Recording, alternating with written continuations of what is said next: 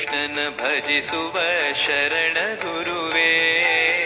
ಜಾನಕಿ ರಮಣನ ಶ್ರೀ ಜಯ ರಾಮನ ಪೂಜಿಪ ಹರಿಯ ಮಗುವೇ.